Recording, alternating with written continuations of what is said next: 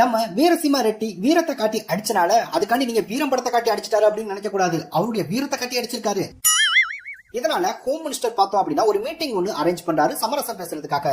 அப்போ தலைவன் கார்ல இருந்து இறங்கும் போதே பார்த்தோம் அப்படின்னா அந்த காலை எடுத்து தலையில வைக்கும் போது அங்க இருந்த தூசி எல்லாமே தானா விலகி ஓடும். அங்க வச்சிருந்த தண்ணி எல்லாமே டான்ஸ் ஆடும். தலைவன் வரான் அப்படின்ற ஒண்ணு அதுகளுக்கெல்லாம் ஒரு குதூகலம். ஏன் அப்படின்னா தலைவனை நம்ம அதுவும் படத்துல பார்க்கும் போதே நமக்குள்ள பார்த்தோம் அப்படின்னா ஒரு குதூகலம் உண்டாகும், தலைவன் படமா அப்படின்னு. ஆனா தலைவனவே நேர்ல பாக்குற இவங்களுக்கெல்லாம் குதூகலம் உண்டாகாதா என்ன? அந்த மீட்டிங்ல தான் தலைவன் ஒரு பஞ்ச் டைலாக் பேசுவாரு.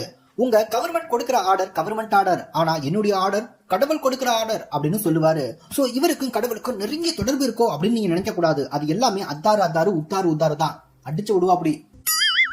மிஞ்சி ஏதாவது கேட்டிருந்தாங்க அப்படின்னா யாரு பொண்டாட்டி உத்தமையோ அவங்களுக்கு மட்டும்தான்டா என் பக்கத்துல நிற்கிற கடவுள் தெரிவாரு அப்படின்ற கூடுதல் டைலாக்கையும் பார்த்தா அப்படின்னா கூட கணக்கில் அள்ளி வீசி இருந்திருப்பாரு. எவனும் கேட்கல, நல்ல வேலை.